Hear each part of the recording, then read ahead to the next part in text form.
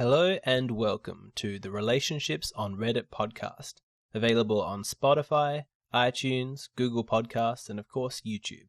So wherever you're listening, whether you're driving, you're taking a walk through nature, you're doing the dishes or some chores around the house, or my personal favorite, listening to podcasts while playing Tetris in the evenings to relax, I want to say welcome. I'm your host, Alexander Grace. You may know me from my YouTube channel of the same name. Now, I'm doing this podcast to explore something new because I really want to go deep into human relationships, because I think that it's human relationships that are the most interesting part of human existence. That's where we seem to find the most joy, in the companionship of other people, but unfortunately it's also where we find the most suffering. It's where the most pain and confusion is, because people don't understand the underlying psychology that causes their behavior in certain ways, or even what we're necessarily looking for in romantic partnerships. And I was curious, well, why does this happen? And so for my entire life, I've studied human relationships. And in this podcast, I look at real relationships, real stories from Reddit, and I explain the underlying psychology. Our aim here is to help you understand the cause of certain behaviors, and that way there are going to be no more problems because your confusion will have been cleared up. Knowledge is power, and it is empowering. I'm also going to comment on the ethics of certain situations, on the morality, whether or not this person was in the right or in the wrong, because having a clear sense of justice is absolutely essential if you're going to navigate the difficult terrain of human relationships. In each podcast, we're going to go through 3 stories, and we have 3 stories today. The first one is of a woman who has a boyfriend who described another woman as a perfect 10, and this has caused a lot of insecurity for the woman and an argument. In the second story, we're going to explore the question posed by a female asking whether or not it was appropriate to bring her boyfriend to a nude beach if he has a small penis. In our last question, in our last story, we're going to talk about a girlfriend who's confused about oral sex because her boyfriend is being extremely forceful and she doesn't know if that's normal. So, without any further ado, let's go into our first story. Here's the title. I, 25-year-old female, can't get over the fact that my boyfriend, 26-year-old male, of 2 years, told me that my now colleague is the only 10 he knows of. Short background. Me and John met at uni during our bachelor's degrees. He was in a relationship with someone else until the last year, and we started dating about 6 months after that. I have never been this happy in a relationship before, and we're on the same page about everything regarding future plans. I honestly feel like I'm behaving super silly, but given how long it's been, I think I need some outside perspective. This conversation happened almost 2 years ago. At the time, we weren't official yet, but had been dating for a while and were on our first vacation together. We were talking about looks in general, and as a game, he asked me to rate myself on a scale from 1 to 10, and I in turn asked him back. Then he asked who I thought was a 10. I always thought that the only people who are 10s are celebrities, in brackets because they get paid to look good, plus photoshopped and whatnot. I just mentioned 1 or 2. I of course asked him back, and he said, well, I think Julie is a definite 10. So my heart sinks, because Julie was also in our class. I never knew her that well, a couple of conversations over the years, but she was never that involved in after-class activities or anything. And as it happens, I had previously picked up on the fact that he seemed annoyed about the fact that she never joined the social stuff. As I aspire to approach situations as drama-less and as logical as possible, I just say that I agree that she is good-looking. The thought nagged at me for a long while, but I decided to try and ignore it as best as possible, while knowing that we had just had a few months left until summer and everyone had their degree. In the fall, I started my awesome job. There were 2 positions available when I applied, and guess who got the other one? Yes, you are correct, it was Julie. So, now we are colleagues and I see her every damn day. She's nice and we get along well, but the fact that I have to see her every day ends up in me comparing us, and I'm so annoyed with myself for it. And like 2 to 4 times a month, I'm in bed and the comment pops into my head and my heart sinks. So, a few months ago, after a couple, in brackets, a lot, of drinks, and our first real discussion about something unrelated but sort of tangent, so I brought it up. Keep in mind, things were a bit heated due to the other discussion. I said something along the lines of, I know this might be stupid to bring up, as there isn't really anything you can do about it, but it's been bothering me. And after I explained, he looked me in the eye and said, "Well, I can't do anything about that. I think Julie is the perfect 10. So let's just say that didn't help. So I've obviously thought about this a lot, and I think one of the main reasons this is nagging at me is the degree that it is that I've never been one to focus much on looks. I do my makeup in like 5 minutes, and I just put clothes on without much thought. It's honestly not something I've always prided myself on, considering the people I hung around with while growing up, who did care a lot. John, however, cares about looks. And this is the first relationship I'm in where I'm honestly afraid that I'm the party with more feelings than the other, which is exacerbated by the fact that I had to push for us to become official due to him saying that it wasn't really that important being official, and because he felt it was a very short time after his relationship with his ex ended. So, kind people of Reddit, please give me some advice on how to forget this or handle it in a better way than I'm doing now. TLDR, that's the too long didn't read version. My boyfriend told me another girl, who was a classmate of ours at the time and is now my colleague, was the only perfect 10 he knew of. Wow, there is a lot to unpack in that particular story. All right, let's start with this conversation that they had between the two of them where they were asked to rate themselves out of 10. It's not an uncommon conversation. You'd probably only have it once or twice in the beginning stages of a relationship, and it can be a reasonably interesting way of beginning a dialogue about how the other person sees themselves. What's their self-esteem at? If you ever find yourself in this situation, you need to have a good answer, and that answer should be 10. Straight up, you need to be putting yourself as a 10. Because if you're not having that high self-esteem, if you don't feel good about yourself, it's not really going to be working out in a romantic partnership. Before you can really have a relationship with another person, you need to have a good relationship with yourself. There are very few people who have a dysfunctional relationship with themselves who are out there having healthy, beautiful relationship dynamics. That just doesn't occur very often because it's an absolutely essential paradigm to have fixed within yourself first. It's like a pyramid. You're at the bottom. You need to have that sorted before you can lay anything else on top. And also think of it this way from an ethical point of view. If you love somebody, you want the best for them. So if you think that you're a 7, just as an arbitrary number, whereas you think that your partner is a 10, well, you're in a problem there, because if you want what's best for your partner, then you know that you're selling them short, and that's going to eat at you. That's going to be deleterious for your relationship. If you want the best for your partner and you think that they're a 10, you're going to want them to be with a 10 as well. Otherwise, you're going to feel like you're cheating them.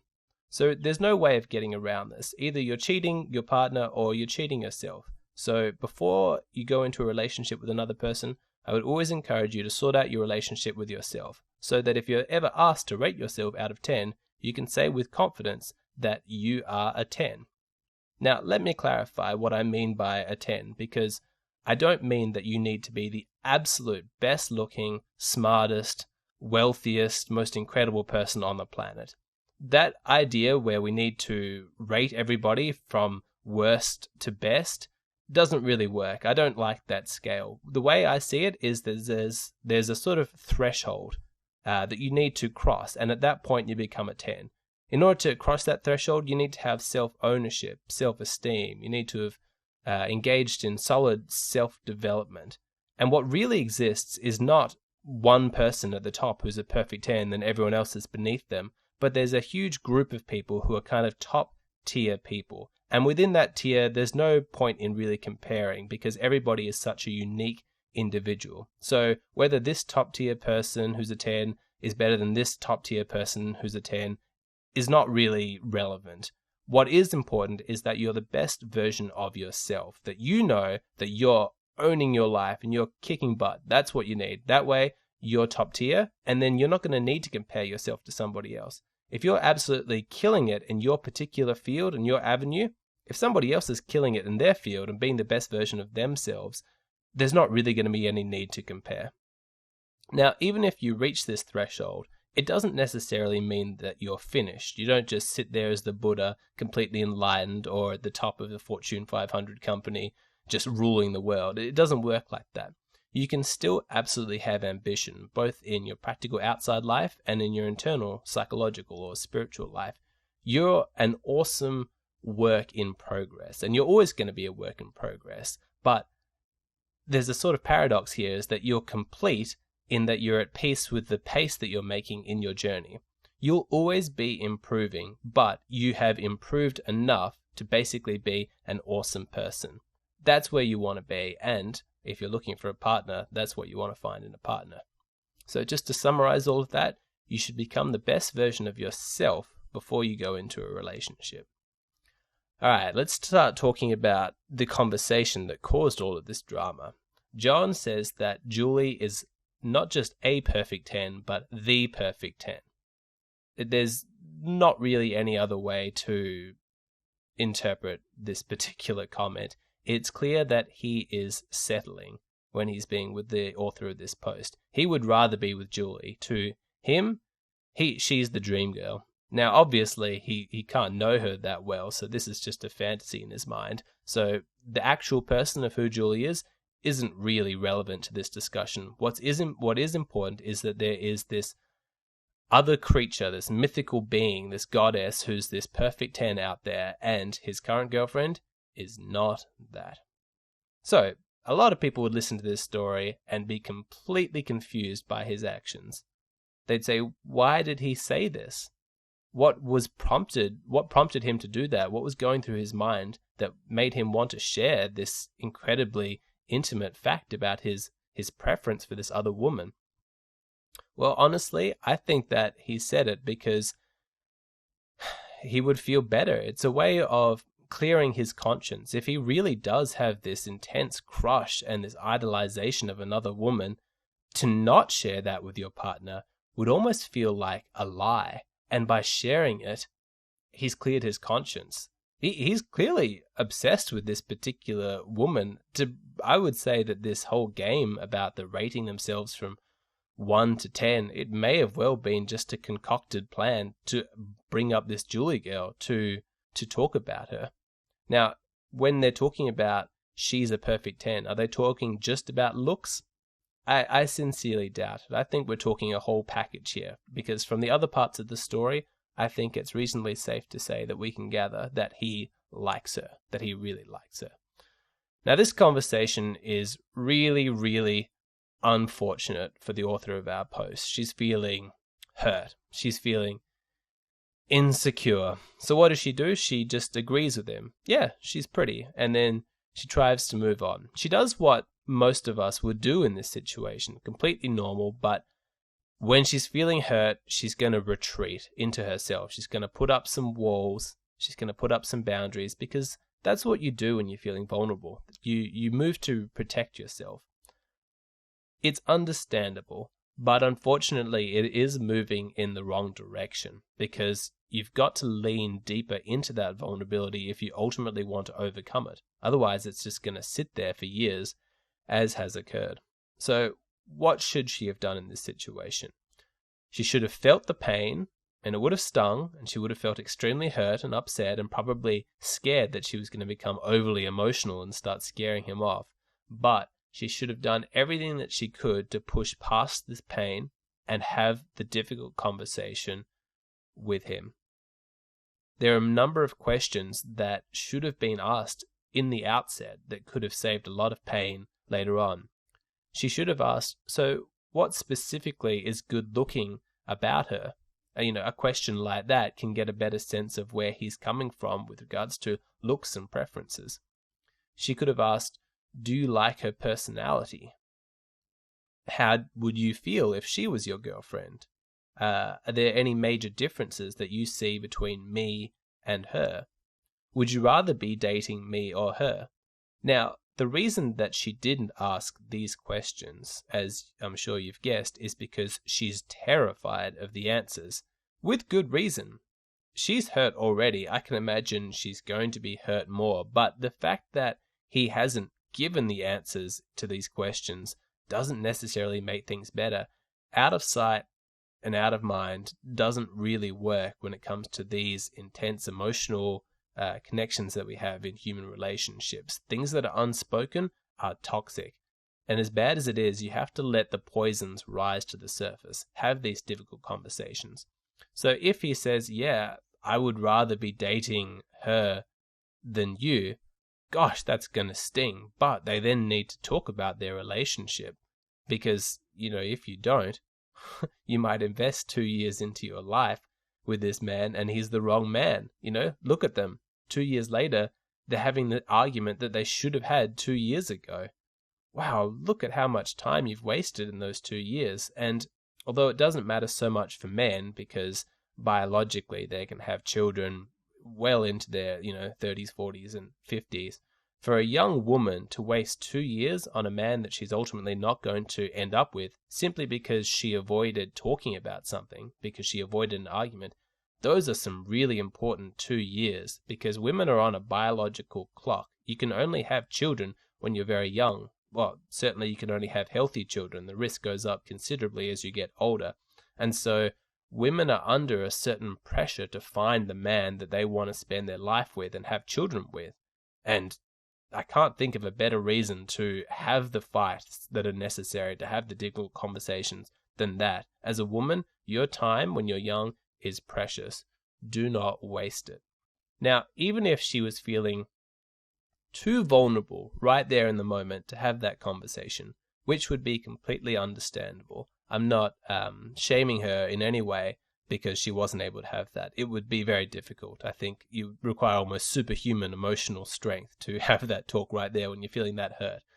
But there's nothing to stop you from revisiting that conversation a week later. Yes, I understand that that's going to be embarrassing, because a week's gone by and you say, hey, I know this is a bit weird, but you remember that comment you made a week ago? I really want to talk about it. That's awkward. No way of getting around that. But look, if he's your partner, you should be allowed to be a little bit awkward in front of him. And it's a lot better than the alternative, to hold it inside of you where it's going to fester. It's going to trigger in your memories again and again, 2 to 4 times a month, and then come out in a fight 2 years later. That is the worst road you could possibly have taken. So as soon as you feel the strength to have the conversation and you're ready to hear the painful answers and to confront your fears, that's when you've got to do it. Now, I don't want to discount the fact that this woman has had some really, really rotten luck. If she wanted to just have this out of sight, out of mind perspective on it, which personally I don't think would have worked anyway. I think she needed to talk about the comment that he made. But even if that strategy did have some hope of succeeding, suddenly she's colleagues with this woman. That is just brutal. Now she has to see her every day. And of course, comparison is absolutely inevitable. And this is not a gendered thing. This is not like women are naturally have this tendency to compare themselves to other women any more than men have that tendency to compare themselves to other men. If I, as a man, was dating somebody and they told me that some other bloke was a perfect 10 or the perfect 10, of course I would compare myself to them. Now, hopefully you'd be able to move through it, you'd be mature and examine the psychology and your own feelings and have good conversations. But on a pure, base, primal, instinctual level, you would feel threatened by that other guy. Now, it's come out, it's just so badly. I think that she danced around this a little bit, but when she's talking about a conversation, let's be clear, they're having an argument. This is a couple's fight. She says they've had some drinks, a lot of drinks, in fact, so they're probably a bit wasted. This is definitely heated. Let me find the exact quote. All right. And she says to him, I know this might be stupid to bring up, as there isn't really anything you can do about it, but it's been bothering me. That's what she tells Reddit she said to him. Now, if they're in an argument, and it's a heated argument, they've had a couple of drinks, there's no way she was that calm and rational in expressing that to him.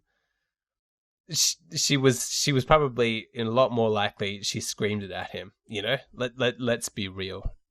She's trying to make herself look more rational than she actually was. But this is an emotional hurt, and she threw it at him not to start a real discussion, but she threw it at him to hurt him, to bring up like a look at this thing you did to me this one time. And gosh, that is just a bad road to go down. If you ever find yourself in a relationship where people bring up, dumb things you've done in the past or times that they've been hurt, not out of a sincere intention to work through the issue and to get closer to you, but just to score points against you, just to insult you, just to hurt you, you might want to seriously reconsider getting out of that relationship. That is not indicative of a healthy psychology. So this was the exactly wrong time to bring it up, and she hurls it at him as an insult. It was designed to hurt him, but imagine for a moment if she brought it up in a different context, even 2 years later. Imagine if she was totally sweet and kind when she brought it up. She sat down when they were getting along well, when the vibes were good and both were happy, and she said, I just feel so dumb and I'm really, really insecure, but I just feel so close to you right now and I want to get even closer, and there's this thing that I've never spoken to you about. Is it okay if we speak it now? If you can approach with the best intentions and express your vulnerability like that to a man, he's not going to be angry. His masculine nurturing instincts are going to come out, and he's going to think, oh wow, she's really vulnerable right now.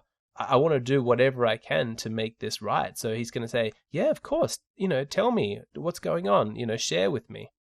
Humans on the whole need to break this habit of only expressing their vulnerabilities in times that they've been hurt when they're angry, because it's getting it 100% wrong. You're doing it backwards. When you bottle up all of these feelings from the past, all these hurts that you have gone through from past events, and then they come out in rage, that's not going to be an opportunity to get closer to another person. That's not going to make you feel like you're on the same team.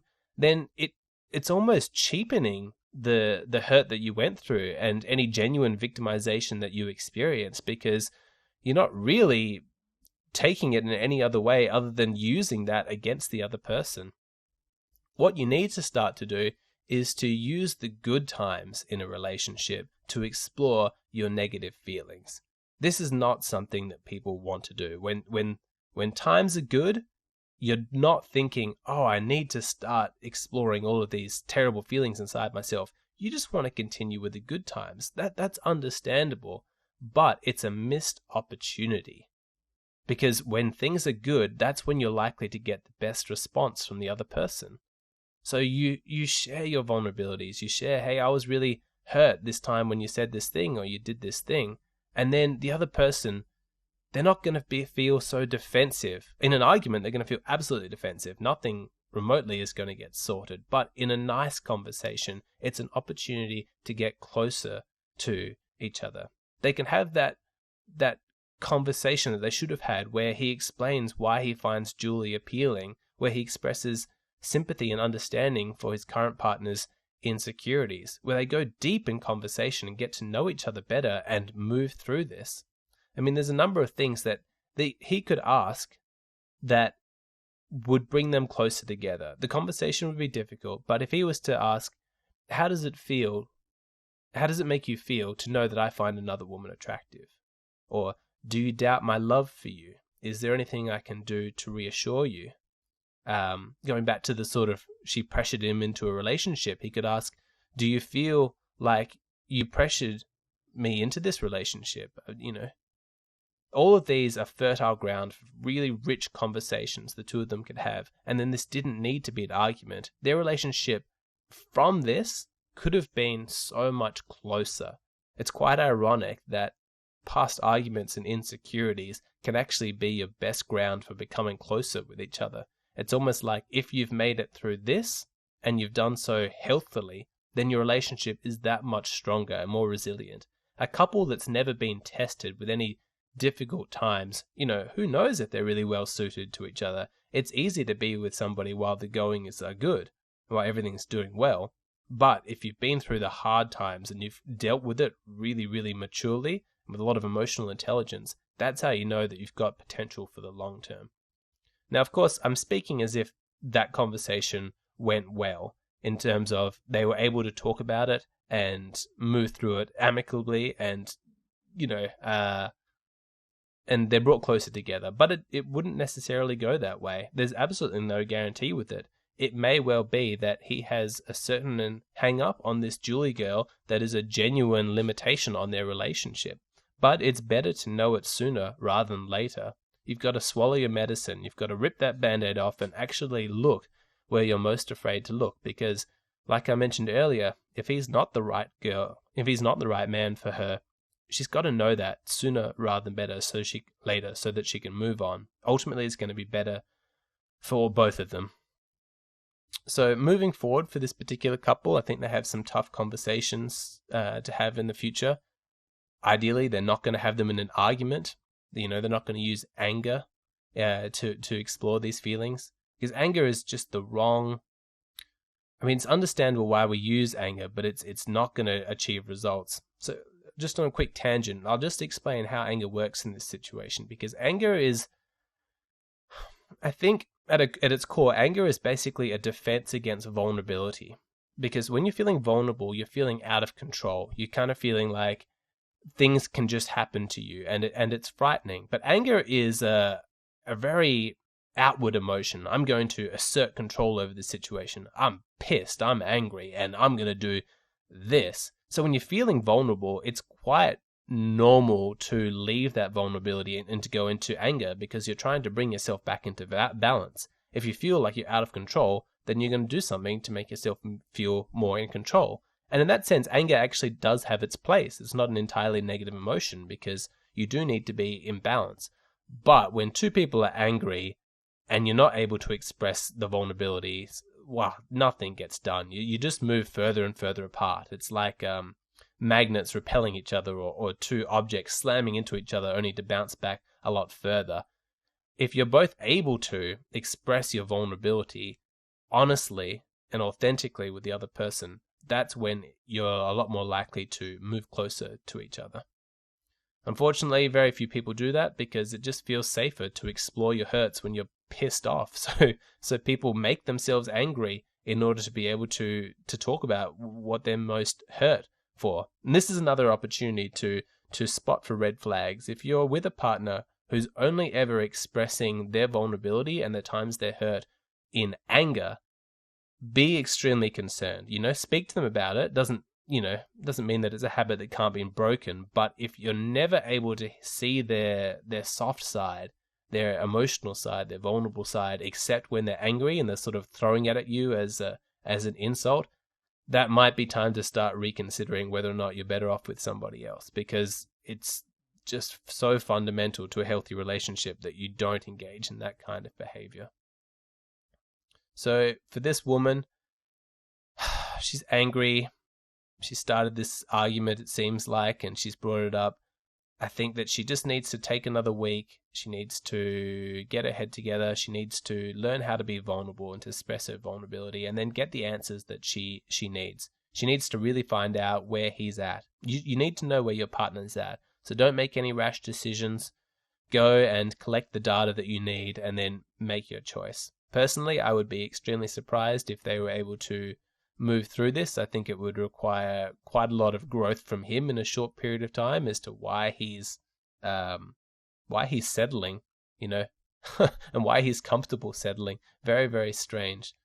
That's a very difficult situation. My empathy goes out to both of them. I hope they're able to to sort this out.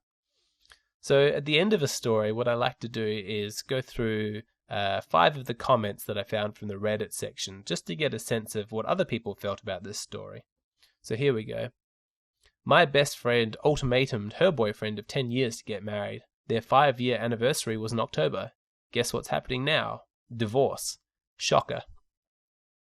Okay, so yeah, this comment is about how she pressured him into a relationship, basically saying if you give an ultimatum, then you're not likely to stay together. I would agree with that.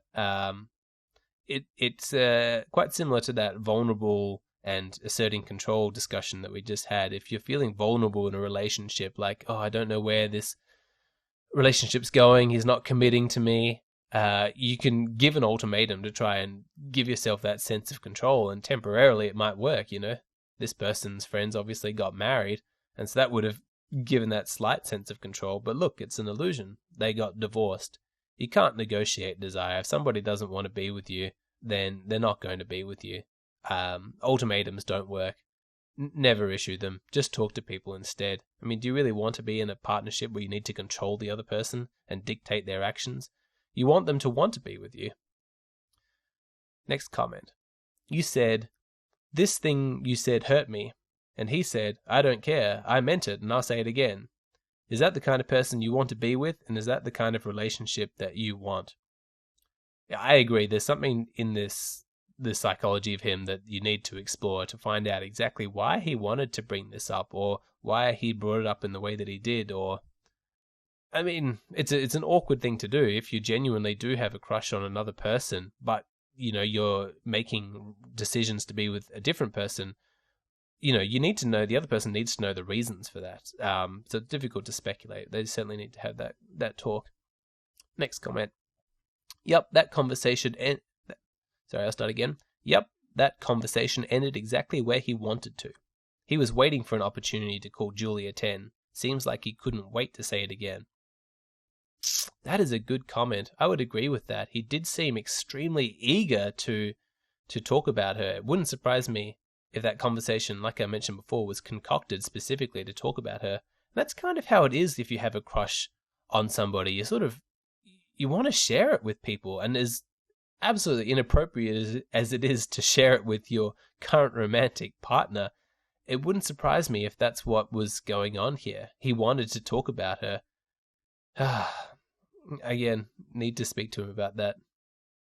Next comment. Fun fact, you are not obligated to keep dating an arsehole just because you've been dating an arsehole for the last however many years.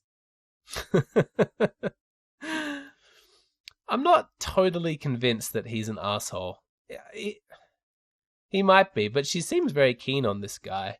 Was it a dick move to bring her up? I think that potentially it might have been, to bring it up in such an insensitive way, to do no groundwork to try and make sure that she was okay, not to follow up with any questions of how she's feeling, the fact that he did that.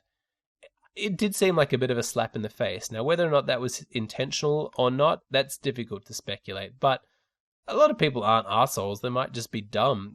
Who knows? You call him an arsehole now, but if you actually had a real conversation with him where you talked all this out, you may find that he opens up and there's all these things that you didn't know about him that you could find out that would completely explain why he did what he did. So I'm never a fan of just writing people off, just saying, oh, well, he's an arsehole, as if that is a satisfying explanation. That's an intellectual cop-out, and I always think that it's important to dig deeper to try and find out what's going on. All right, the last comment for this story. This is ridiculous. It reminds me of the time my ex was talking about how some other girl had better pussy than me with his friends, and I was literally sitting right there. Oh my God. She was sitting there, and he was bragging to his friends about how he'd had better pussy than her. That is terrible. Sorry, the comment's not over. Don't put up with this. You deserve to be with somebody who thinks you're the most beautiful girl on the planet. Seriously, raise your standards. Ooh. Alright, well, first off, that is a terrible, terrible thing to do, to brag about other women to your friends while your girlfriend's sitting right there. That is, yeah, leave that guy. He's no good. But I do take issue with this, you deserve to be with somebody who thinks you're the most beautiful woman on the planet.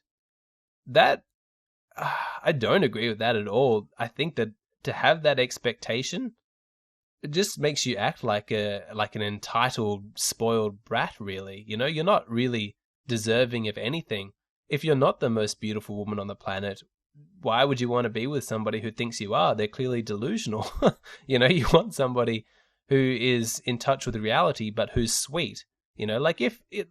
Let's real talk here. If you're a 7 out of 10 as a woman, you want to be with a man who accurately can see that you're a 7 out of 10 in terms of looks, but who's always kind about it, who never uses it in a mean way or puts you down in any way.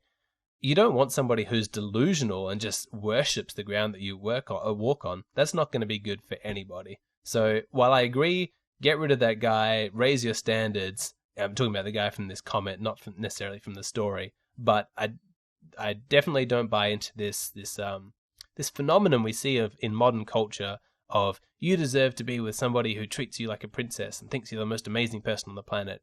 You're not entitled to that. If you want that, you need to really, really, really work for it. You need to earn that.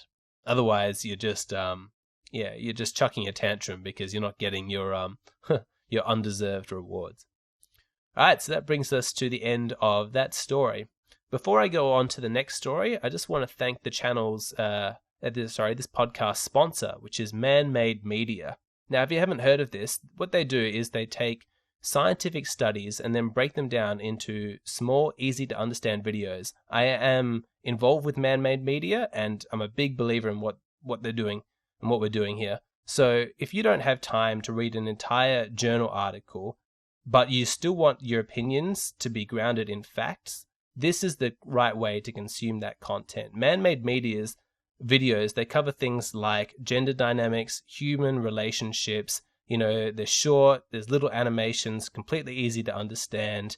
Just fantastic. Really believe in this product. So check them out. The latest video is about booty calls and how men and women are different when it comes to what they look for in a partner for a booty call, and how their preferences for mate characteristics change, whether or not they're looking for a short-term or a long-term relationship or just a booty call. They're only $5. Absolutely recommend you check this out. High quality product. In order to find them, if you're watching on YouTube, just click on the link in the description. If you're listening to the audio of this, type into Google or into your search bar man-made-media.myshopify.com. So again, that's man-made-media.myshopify.com. And you'll find it there. Only $5, fantastic value. Science of booty calls, check it out. All right, I'm just going to take a quick drink and then we'll move on to our second story, the one with the nude beach. All right, here we go. Am I, a 21-year-old female, setting my boyfriend, 21-year-old male, up for an embarrassment if we go to a nude beach with people we know? I don't know how sensitive guys really are with this.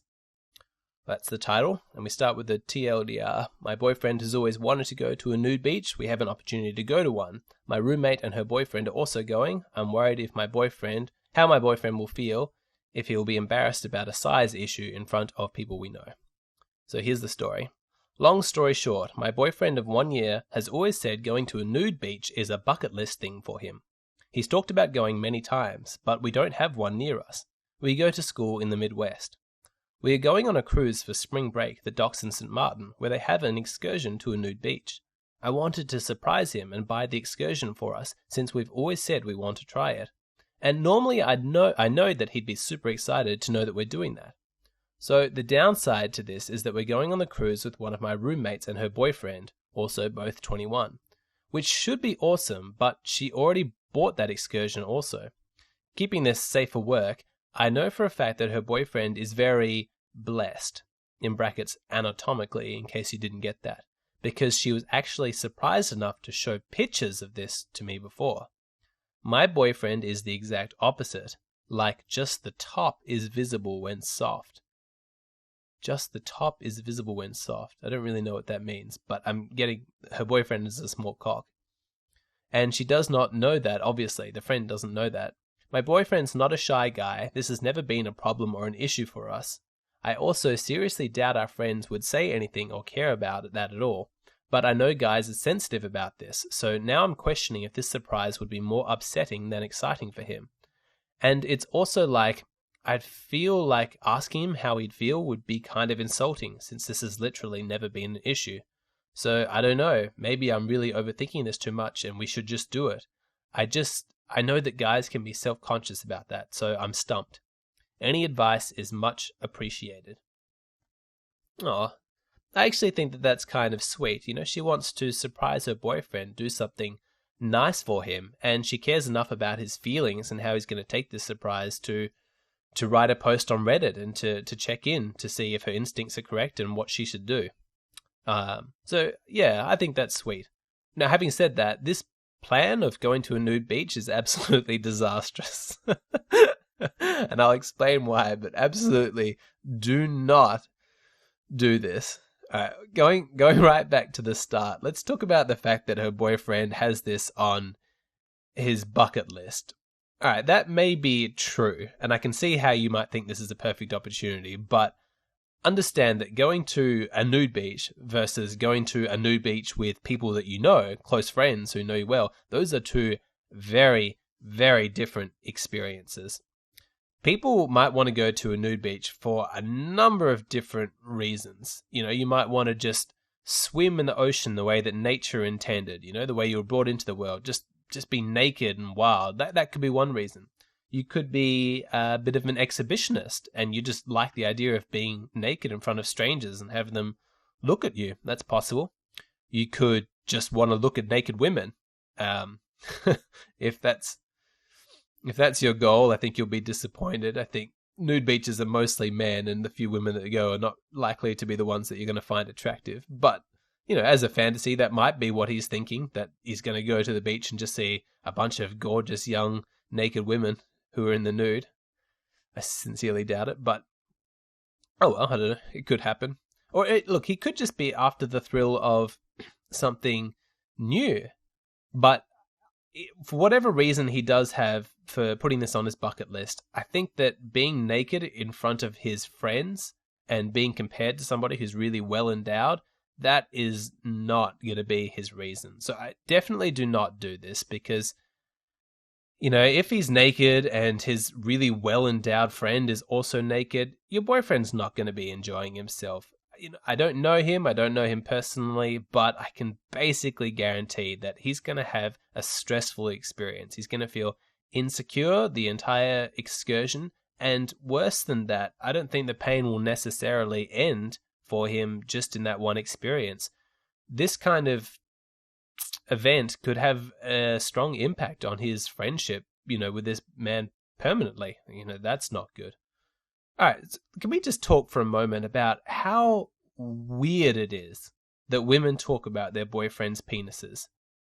Like, as I read this story, I had a bunch of stories from my past come back to me that reminded me of things like this. So I remember I was in one of those I don't know, those weird foursome kind of groups you sometimes find yourself in, where you've got your girlfriend and maybe her friend is dating your friend or something like that. In this instance, her best friend was dating some guy I didn't know, and my girlfriend would tell me about his dick.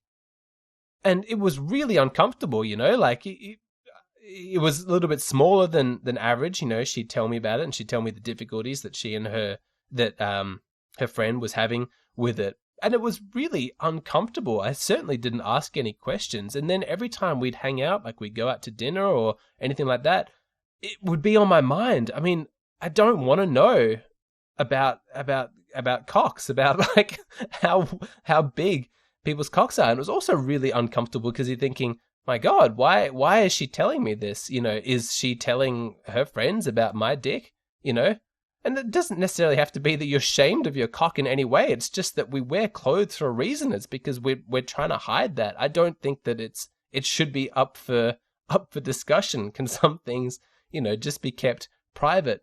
Reminds me of I had another story like this, which is what makes me think this is quite common. So any women who are listening to this and you do this, you talk about your boyfriend's penis, stop that. I really think that's inappropriate. I mean, there's no way that your boyfriend's okay with that, unless he's really well hung. But even then, I think you'd still think that it's weird. I think it's really, really weird. But back to my story, I had the same situation, completely unprovoked. I certainly wasn't seeking the information. This girl starts telling me about her best friend's boyfriend's dick and how it was really, really small. And again, it's on your mind every time I'm chatting to this guy. Like, oh, this guy's got a small cock. What an unpleasant thought to have. You don't want to know that stuff. And why she'd share it with me is completely beyond me. So in this situation, from this story, where the friend is showing you pictures of her boyfriend's cock, what the fuck? That is absolutely weird as hell. I cannot imagine that the boyfriend has given permission to show these pictures. I mean, why she has pictures of his dick? That's pretty weird, but let's just have to assume that it's for some private thing. Oh. I just think it's a massive violation of trust. Think of it going the other way. If you have pictures of, if you're a bloke and you have pictures of your girlfriend's vagina, you shouldn't be showing that to your friends either. This is not at all appropriate. I have to give props to the girl who wrote this story, because at least she didn't start speaking about her boyfriend's cock or whip out some pictures or anything like that. So, I mean, good girl. I guess we have a pretty low standard for what qualifies as good behavior, but well done, I guess, at least not succumbing to that. All right. There is a situation where it might be appropriate to talk about it. If you're genuinely having sex issues with your partner and you need to get some advice, you need a second opinion, and I can see that if a guy's got a really big dick, potentially that might actually cause some issues in the bedroom, if you're not able to take it all, or if it's causing you to bleed or tear or something like that. I can understand why you'd want to speak about it. But in that sense, you certainly still don't need to show pictures, but at least you're not just gossiping. You're actually seeking information. So, in that instance, I guess it would be okay. But for the most part, women, keep that stuff private. You shouldn't be gossiping about your boyfriend's cocks. And men, exactly the same. Your girlfriend's vagina should be between you and your girlfriend. It shouldn't be for your friends. All right, now that we've covered that, let's actually return to the question that she sort of posed. Should she do this? Now, I understand that she wants to do a sweet surprise for her friends. She's sort of in two minds, because she's thinking, well, he's not a shy guy. She's pretty confident that her friends won't care. But her instincts have told her, hey, check in on Reddit about this, because I've never done something like this before, and I don't really know how men feel about this. And in this instance, absolutely trust your instincts. If this guy had a normal penis, go for it. I don't think it would be so much of a problem. If he's really as enthusiastic about going to a nude beach as you've presented him as being, then there shouldn't be any problem. But look, since he does have a small dick, I really don't think that it's appropriate to have him placed in a situation where he's going to be directly comparing himself to his friend. It doesn't sound like it's a problem between you and him in your sex life and in your relationship. And here's an interesting thing to consider, is he might not even realize at this stage that he's not as well endowed as the average guy. He might not know he has a small cock. He might look at porn and just go, oh, well, those are porn actors. That doesn't, obviously I'm not going to compare myself to him. And that kind of ignorance, I think that's good. If he's not insecure, certainly don't make him. And taking to the beach, that might make him. It's it's quite extraordinary if he's not insecure, because as far as I know, the research on this is absolutely devastating. Something like 75% of men, that's 3/4 of the people listening to this podcast, 75% of men are insecure about their cock size. I did research on this for a video for my YouTube channel like a year ago, so I'm a little bit rusty on the details. But here was the extraordinary thing, is that after men who were insecure about their dick size were actually educated on what was considered average and taken through the data by professionals, for 80+% of them, their insecurity went away, which shows you that the problem is actually not small dicks out there. The problem is what our perception of what average actually is. You do get guys who have giant cocks, and you do get guys who have really small cocks. It does happen, but it's actually pretty rare. It's something like 95% of men's penises fall within the average percentile. So basically everyone's walking around with, for the most part, the same kind of cock. And so all of this insecurity is completely unnecessary. It's all in the head.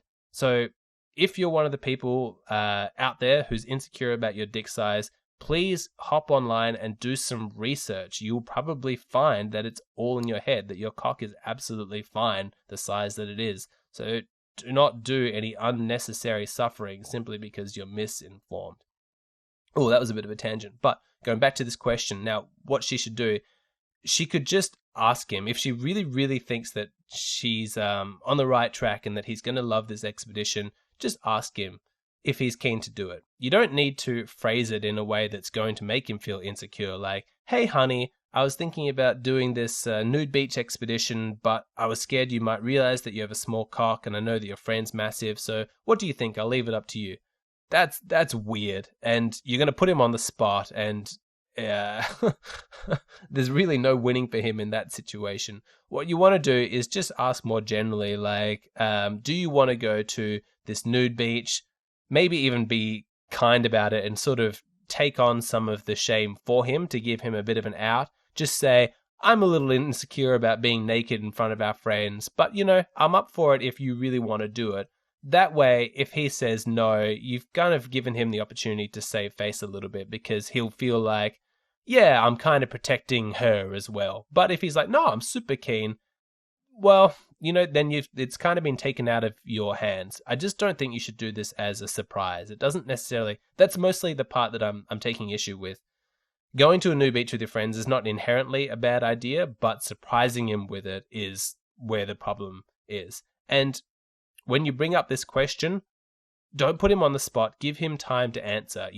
Maybe just say something like, "Hey, give this some thought over the next couple of days, then get back to me. Do you think we should do this expedition?" Or ask him in a text or a phone call, or well, not a phone call because that's pretty on the spot as well. But I think that you want to give him time to really consider his options and then get back to you. You don't want to surprise him either with the expedition or the question. So, yeah, there's that story. I'm really curious. Let's have a look at some of the comments for this one. All right, so comment number 1. If my friend told me, yeah, man, my girlfriend has the tightest vag. Here, look at this picture of it. Not only would I not look, I would stop speaking to him. Wow, yeah, good for you. If a guy does that, he's a dirtbag. I wonder if it's the same. I don't really know how women view this. I hope that men view it the same way that I do, that you shouldn't be sharing naked pictures of your partner or women that you're sleeping with. God, I'm just terrified all of a sudden that women perhaps don't view it as that big a deal and they're just out there casually sharing pictures of their partner's penises. God, I hope that's not the case. I don't really know. But if it is the case, we absolutely need to bring a lot more social shame and stigma to that particular activity. And the way to do that would be, if your friend is like constantly talking about their partner's cock and showing you pictures, tell them not to. Tell them that it's not appropriate, Shame is a terrible emotion, but sometimes shame is absolutely necessary because they really should feel ashamed of doing that. You're violating somebody's trust and letting somebody in on a very intimate part of your life that they should not have access to. All right, comment number 2. Committing someone else to public nudity without getting their approval first is just bad. I don't really have anything to add to that. That's absolutely correct. Yep, get their approval first. Comment 3. One of my favorite ratios to consider is risk/reward. Your reward, if he likes the surprise, is like a +10 tops. Your risk, if he doesn't like the surprise, is like a -1,000. Oh, that is a good comment. That's exactly right. It's not, because it's not like, oh, it'll be equally good if it goes well as it would be equally bad if it doesn't work out. It's like, no, exactly. I mean, these numbers are arbitrary, but they get the point across. Let's say he likes the surprise and he has a fun experience, +10 tops. What if he hates the surprise and he's just burning with humiliation and it completely ruins his friendship with this guy and his girlfriend? That a -1,000. That's exactly right. You don't play with fire. The potential for this just to go catastrophically and to be a huge disaster is so massive that it's not worth risking that kind of danger just to get that +10 reward. Comment 4. That is so being inappropriate. If you found out your boyfriend was showing intimate pictures of you to his friends without your knowledge or consent, would you want someone to let you know you were dating an absolute creep? Yes. Let them know. Some people rationalize not sharing these kind of details with like, oh, well, I don't want to get involved. No, absolute cop out. If you're a good friend to somebody, you tell them all of the data and all the information that you know of in order for them to make the most informed decision. And if you don't do that, you're being a bad friend and you're kind of complicit in what's going on. If your friend is getting taken advantage of in some way, let them know. No excuses. All right, last comment for this story. This has nothing to do with penis size and everything to do with simply not having to look at your friends' naked bodies all day if you happen to not be in the mood for it that day. Yeah, that's right. So that is a good point. Even if this didn't have a small penis issue attached to it, you might just not want to see your friends naked. I don't want to see my friends naked. Then I'll think about their naked bodies when I hang out with them when they're wearing clothes.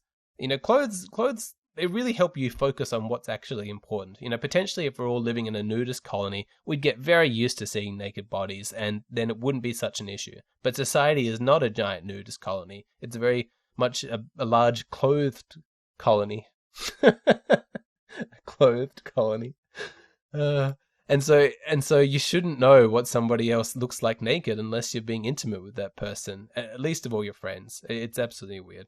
So there's that story. It's time to move on to the third and final story for this podcast. But before we get to that, I just want to let people know that if they want me to cover a particular story they find on Reddit, or if they have their own personal story that they want me to cover in this podcast, or they just want to get advice or ask a question, the best place to do that is on my Patreon page. Just look up Alexander Grace on Patreon, and there's also going to be a link in the description box if you're listening to this on YouTube. I post on my Patreon every day. It's a great way to support the podcast. I have lots of people who just email with me privately. We go back and forth. They want to catch my thoughts on some particular topic or something that they're going through. I really enjoy those interactions. If that sounds like it's you want to do that, please head over to Patreon. Your support would be greatly appreciated. All right, now on to our third and final story. This one is called, Is My Boyfriend Supposed to Be So Forceful During Oral? 26-year-old female. I know this is kind of a not one-size-fits-all kind of question, but I don't watch porn and I've never had a guy do this before. He grabs my whole head and then shoves his penis real deep, and then my gag reflex can't handle it. He'll keep thrusting too. I love giving head and want to get a lot better at it. I want to be able to handle it, but is this like a reasonable expectation? I feel like he's not really enjoying it. I do a lot with like the tip and some pretty quality sucking, but he seems to be hands off and not really loving it. I mean, literally hands off. He's not touching my body or anything. He doesn't start interacting unless he's grabbing me by my hair or head and shoving it in. I don't like choking on a dick, but I do love to make him feel good. Once he starts grabbing me by the hair and shoving it in, he'll start touching me in other places. Is this normal? Am I bad at giving head? Please help. Oh, Lord.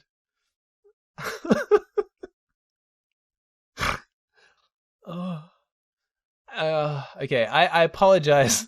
I apologize for laughing. This is a serious question. It's just, I don't know. I think it's just funny to me that she's doubting her instincts and even needs to go onto Reddit to ask this question when the answer is so obvious. Is this a reasonable expectation that a man should be able to just wantonly face fuck you and, with disregarding how you're going? That absolutely not. That's absolutely not a reasonable expectation. Now, potentially it's a reasonable expectation to have some oral sex as part of your sex life. That's normal, but face fucking and like choking and gagging, that is a very, very intense sexual activity. The body is not designed to do that. The body, like the female body's vagina, is built for penises to be inside it. That is what it is evolved to be able to do. The back of your throat is absolutely not. Now, humans are incredible beings and we invent all kinds of crazy stuff and all kinds of crazy sex stuff. That's absolutely fine. But understand that this is not like a normal thing to do. Face fucking is a highly specialized BDSM move. I know it's been popularized in porn, but it's certainly not something that you should just be able to take for granted that you're able to do to somebody. Absolutely not. If you're going to engage in this practice, you need to understand what the dangers are, and there are numerous dangers. It takes practice to get it right. To start with, you need to be very gentle. You need to establish a lot of trust. You need to talk about it, have communication, install safe words. The fact that, I mean, this guy, the fact that he just assumes that this is okay, that is absolutely coconuts. That's so weird. Oh, I cannot imagine what his psychology is. Now, let's be really generous for a moment. Let's give him the benefit of the doubt, and let's say let's assume that he's like this because maybe he's only dated women previously who absolutely loved it, who have never, during all the forceful blowjobs that he's received, or I don't know if you really receive a forceful blowjob, but in all those instances, if he's never had a girl object, either during or after, then perhaps he's that ignorant that he thinks that this is completely okay. I think that's extremely unlikely, that this is just a simple case of miscommunication and misunderstanding, but that is possible, and that is the best case scenario. But even so, it just begs the question, with such an intense act, how can you not ask first? How can you not have a conversation and sort of seek permission? That is just extraordinary. And even so, during the actual experience, how can you not be paying attention to how she's okay? You know, she's obviously struggling with this. I think she's wrote in the story, her gag reflex can't handle it. So obviously he must be aware that she's struggling. I mean, what does that mean? Your gag reflex can't handle it. To me, that means that she's probably choking and like sputtering during the oral sex. She might even be kind of vomiting. So how, knowing all of that, like seeing that her gag reflex can't handle it, how is he able to just keep going and not have any kind of conversation about it? I mean, it's so intense what he's talking about. He grabs her by the hair, grabs her by the head, and just keeps thrusting. Man, this is a really intense situation. It's potentially even a little bit dark. But we can't necessarily know that for sure. She seems to like him a whole lot, so she sees that she wants to get better at it, and she loves to see him happy. So I don't want to read anything into it that's not necessarily there, but even if the rest of their relationship is extremely healthy, this particular aspect is not. This is weird. This certainly needs to get some light shone on it. I'm glad she's gone onto Reddit to seek some advice on this. One part of this post that does make me think that his psychology is potentially quite dark is what I sense is the subtle manipulation that he's using during the sexual act, because he's acting completely bored during the regular blowjob. You know, he looks completely uninterested. He's not touching her body. He's not making any kind of noises. And yet when he's able to have the oral sex, the forceful oral sex, the kind that he likes, you know, the face fucking, then he's rewarding you by looking more engaged with it, by touching your body, by making her feel more desirable. And so it's kind of an encouraging her in one particular kind of way and sort of punishing her when she's not doing what he wants. And it's a weird way to kind of abuse somebody's desire to see you happy, to kind of make them do something that they obviously can't handle. You know, her gag reflex can't handle it, but she wants to see him happy, and it does sound like he's sort of exploiting that. So where is she going to go from here? I would not recommend at all. She said that she doesn't watch porn, but that's fine. You don't need to watch porn. Porn's not necessarily going to help you. Understand. I mean, most people understand this on a rational level, but still deep inside them, they have difficulty integrating this information. But pornography is entertainment, not education.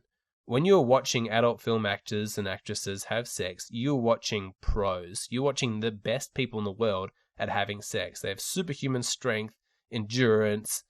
You know, a lot of it's done in sort of weird angles and whatever. They're absolute athletes. You can't look at that to try and get some sense of what's normal. This is why you need to get off the internet and just talk to friends. Or if none of your friends have any experience, I guess, well, maybe go back on the internet, but don't go to porn sites. Come to a site like Reddit.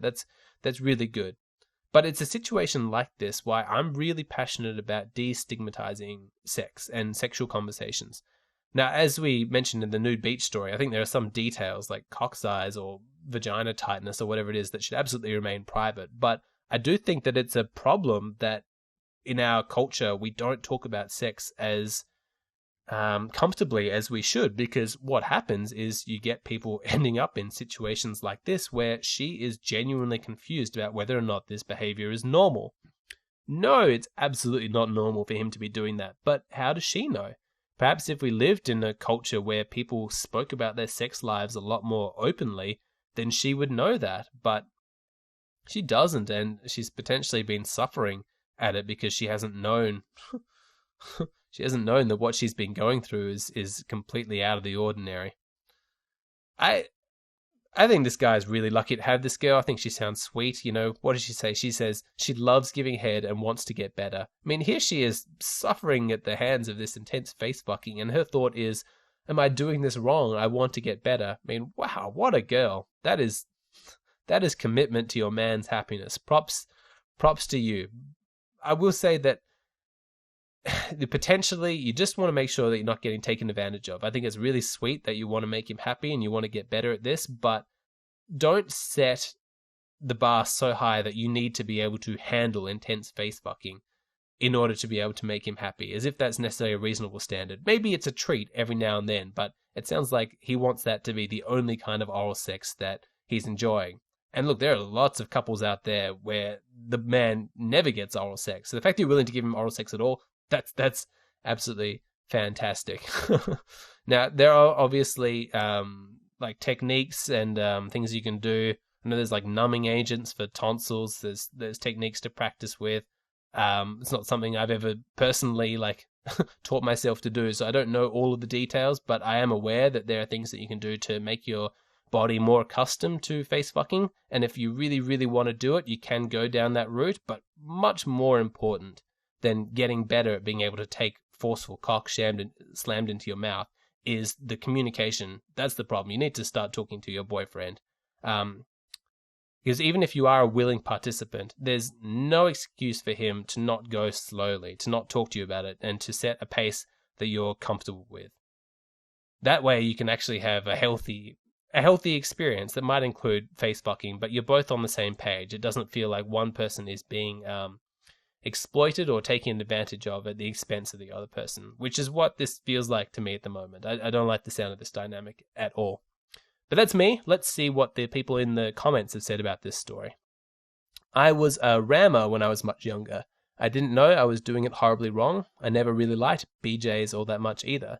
Then, on my 21st birthday, my girlfriend told me to just relax and not to move while she gave me head. It was amazing. I've been hooked ever since. Well, yeah. I mean, he was a rammer when he was younger. Well, potentially he's just grown up watching porn, and that's all the porn shows these days is forceful blowjobs. Maybe he didn't know anything better. Maybe the guy in this story doesn't know anything better. I guess the solution would be to give really, really good head. You know, sometimes, you know, there's a lot of sexuality is about control and about power, and some guys are just kind of hyper masculine. I don't know if masculine's the right term, but they love to be the dominant one in all the sexual encounters. They love to be in control. So they don't want the girl on top during sex. They'd rather be doing it doggy style or missionary style or standing or something like else where they're in control of the pace. They're in control of how often the thrusts are kind of coming. That's quite common. A lot of guys are like that. But they're missing out if they can only have sex that way. You know, you've got to expand your sexual repertoire. And I think that much like this comment is expressing enthusiasm for just receiving a blowjob, that's kind of what oral sex should be like, is it should be receiving. It should be an opportunity to just enjoy and to relax, almost like a massage with her mouth and tongue on your cock. You know, you just sit back and don't do anything. You don't, I mean, you can try face fucking occasionally if she's up for it, but if you're unable to enjoy a regular blowjob, then I think that you've got some kind of control issues, and you need to learn to just sort of receive for a little bit, just to not be the one in control for just a moment. And that might be quite confronting for you. A lot of people don't necessarily like that, but hey, to me, that's just interesting psychology to explore. That's where I find life gets worth living. That's where it's interesting. Not everyone's like me, though. Let's move on to the second comment. Talk to him about it, and if he continues, give him a little teeth action or a good ball squeeze as a friendly reminder. It's got a smiling emoji with it. That's funny. I don't agree, though. I think that the way... Oh, well, yeah, talk to him about it. That's the part I agree with. I don't use teeth or a ball squeeze as a friendly reminder. You know, just have some other, like, tap him on the body or some other kind of safe word to get out of it. Don't use teeth. That's never going to be fun for anybody. Next comment. No, it isn't a reasonable expectation. Be honest with him and tell him he can offer feedback to let you know what he likes, but he can't force it on you. And yes, he's probably mimicking porn. Yep, I would agree with that. Next comment. Props to you if you want to learn to deep throat. I would never put a girl through that on my behalf. Yeah, interesting. Yeah, it's sort of a question. Like, you might get some enjoyment. I mean, here's the truth about blowjobs is that for a penis, like, I think it's like 90% of the nerve endings are on the very tip of the cock. And so a girl doesn't actually need to go very deep in order to give you an extremely pleasurable experience. And if she's using her hand at the same time, from a physical stimulation perspective, you're basically getting the same sensation of a deep throat as whether or not you were just ramming it right down her larynx or whatever. So largely, I think that the appeal is more psychological than actually like physical. And how much joy can that psychologically really give you? Well, obviously, it's going to appeal to some guys more than others, so there is some benefit. But like this commenter says, you know, I would never put a girl through that on my behalf. It's not necessarily going to be easy for a girl to learn how to deep throat, and then once she's gone through all the practices and techniques and has figured out how to do it, she still has the reasonably unnatural sensation of a cock, you know, sliding back and forth past her tonsils, you know, really forcefully. I mean, some girls will love it, that's fine. Some girls, if they're just doing it as a favor, they're probably really going to dislike the sensation. So it's a kind of favor that you're doing for your partner, and you have to weigh up how much of a benefit is this really bringing me compared to how much pain am I putting my partner through.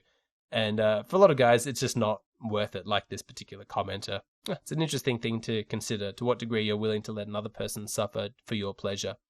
Potentially, if you're doing it as a kind of trade, like there's something you don't really like doing, but she loves doing, then it's all good, you know, just trade with each other every now and then, make a little bargain. Last comment. He probably likes it when you gag. He's not taking the hint because he doesn't want to. My man likes when I gag. That is a good point. Yeah. I think that it's absolutely understandable that some guys might have that particular kink where if a woman is struggling and sort of coughing and spluttering and choking like a little bit, maybe that's what he likes. So it's not that he's taking the hint, maybe that's what he's actually looking for. There's got to be some guys out there, because like this girl says, my man likes it when I gag. Yeah, I mean, that's an interesting discussion. I won't go into it now as to what's typically going on psychologically for somebody if they enjoy the sense that their partner is struggling or suffering or in pain. There's this whole BDSM world that you kind of go into. But that might be what the case is with this particular guy. He's actually, it's not that he's not taking a hint, he's getting exactly what he wants. Of course, you won't know this until you have the conversation. So, as with everything, talk. Learn more about him. That's fantastic. And that is the final one of our comments for this particular story, and it brings us to the end of our podcast. I want to thank you so much for listening. I want to encourage you again to check out Man-Made Media and their latest video, The Science of Booty Calls. It runs through the results of this academic scientific study that was done on how men and women are different with regards to booty calls. Fantastic video. I was involved with it, so yep. 2 thumbs up. Check out Man-Made Media. If you want to chat to me, check out my Patreon, or even if you just want to support the podcast, give me some financial support. I post there on my Patreon every single day. It's like a living blog for me. I think that's it. I hope you enjoyed it. I will catch you again next week with 3 new stories.